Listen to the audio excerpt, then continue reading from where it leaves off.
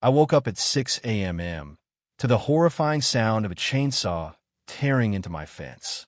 By the time I rushed outside in my boxers, Brenda Thornfield, my HOA president and next-door neighbor, was already spray painting bright orange X's on the remaining posts while her hired contractor kept cutting away. The metallic rattle of the spray can blended with the screaming chainsaw and splintering cedar, creating a chaotic symphony of destruction. Neighbors peeked through curtains as sawdust fell like toxic snow, and the acrid mix of two-stroke exhaust and fresh paint burned my nostrils. I could taste the bitterness in my throat. Brenda stood there in designer yoga pants and a safety vest, supervising like a deranged construction foreman.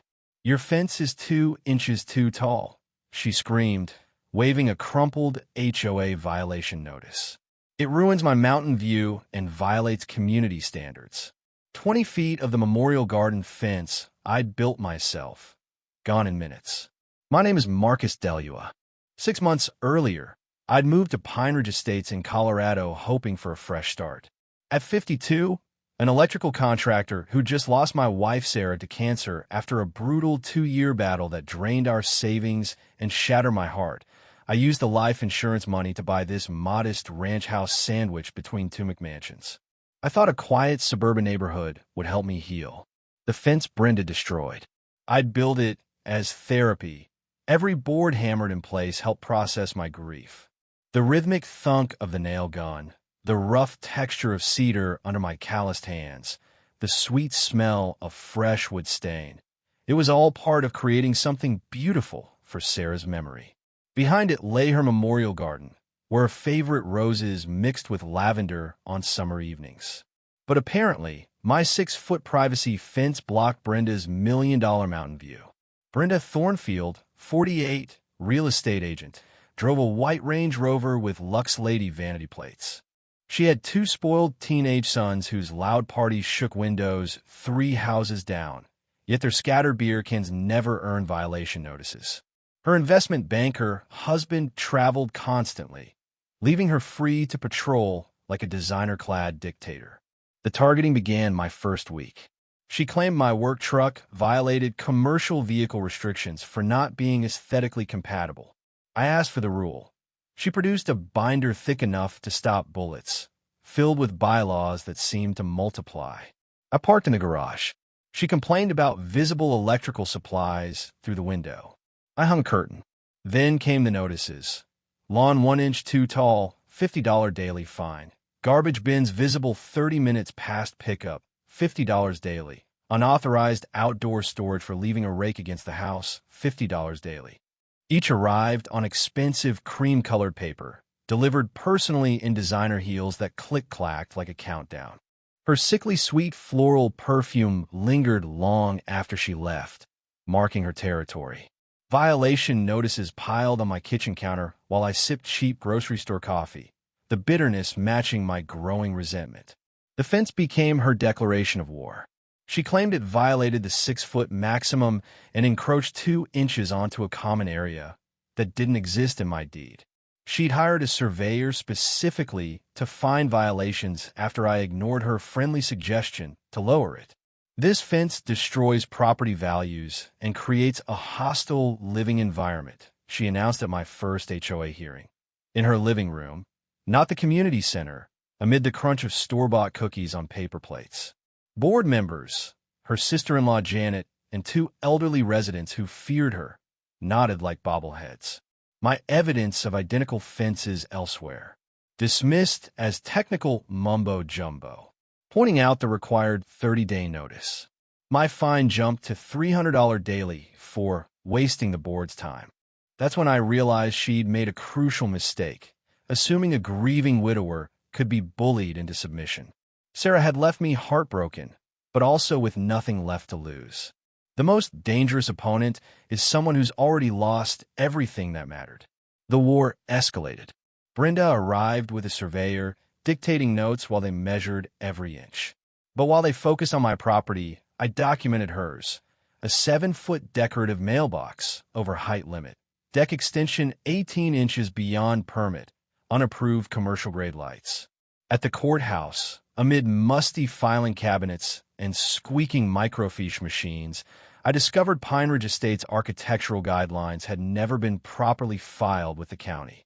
Years ago, an old-timer in my apprenticeship taught me, verify the foundation before building the house. Brenda's authority was built on sand. Her 72-hour ultimatum arrived via certified mail. I requested an emergency board meeting under the bylaws. She scheduled it during work hours in her living room. Agenda handwritten on a Starbucks receipt. I presented photos of her violations. The room chilled. She sniffed they were decorative elements enhancing values, unlike my fortress wall. The vote went 3-1 against me, 1 abstention. Fine increased to $300 daily. Then came the legal ambush. Thick envelope from a high-end firm demanding fence removal, dated before our meeting. She escalated to code enforcement. An officer found nothing. She spread rumors of the mailboxes. Marcus is difficult. Property values will tank. I dug deeper the courthouse. The HOA had missed filings, expired registration. Shell companies under her maiden name received over $40,000 in contracts. Worse, she was negotiating to sell the Phantom Common area my fence supposedly encroached onto a cell tower company for $85,000 personal profit. This wasn't about standards. It was fraud for her payday. I rallied neighbors with identical fences, the elderly widow who'd lived there longest, the young couple facing foreclosure over playground equipment. We filed complaints with the Colorado Attorney General and Real Estate Board. A special meeting was set with proper notice. Brenda's response: a restraining order based on an edited audio of our call, removing her screams, claiming I threatened her. Deputies served it. She watched triumphantly. She called an emergency board meeting, excluding me, to authorize demolition by her brother-in-law's company, $4, 200+ lien. But the order was invalid, wrong address, and my alibi, grief counseling, disproved her timeline. My attorney confirmed perjury, felony in Colorado. Deeper digging. HOA incorporation expired March 15, 2021, never renewed. Defunct for 3 years. Every fine, notice, decision, meaningless. Assets, $127,000, reverted to state oversight. Demolition contract, void. Touching my fence equals criminal trespass. I kept it secret. Let her orchestrate the spectacle, with media invited. The weekend before, frantic voicemails, threats, bribery offers to neighbors, $5,000 to $15,000 to drop out, intimidation attempts. All recorded or witnessed. More evidence of tampering. Monday, 7:30 a.m. Brenda in white blazer, heels clicking, directing crew. Neighbors gathered with folders. News van arrived. Attorneys served papers. I revealed the expired incorporation. Brenda shrieked slurs, meltdown on camera. Deputies arrived. Crew packed up. Cheers erupted. 3 months later, class action settled for $438,000. My share, $127,000. Brenda's license suspended 3 years. Criminal charges, restitution $89,000. Community service, anger management. Forced to sell McMansion. Husband divorced her. We formed a legitimate association, transparent, fair. Dr. Hoffman president, Mrs. Patterson on finances. Recovered funds seeded scholarships for law/social work students, especially first-gen/underrepresented. My garden thrives.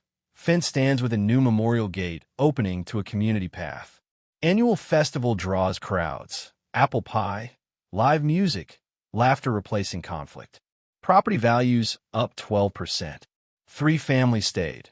New ones chose us for our reputation. The fence that started the war now symbolizes standing up to corrupt authority. Justice isn't always fast, but when it arrives, it's thorough.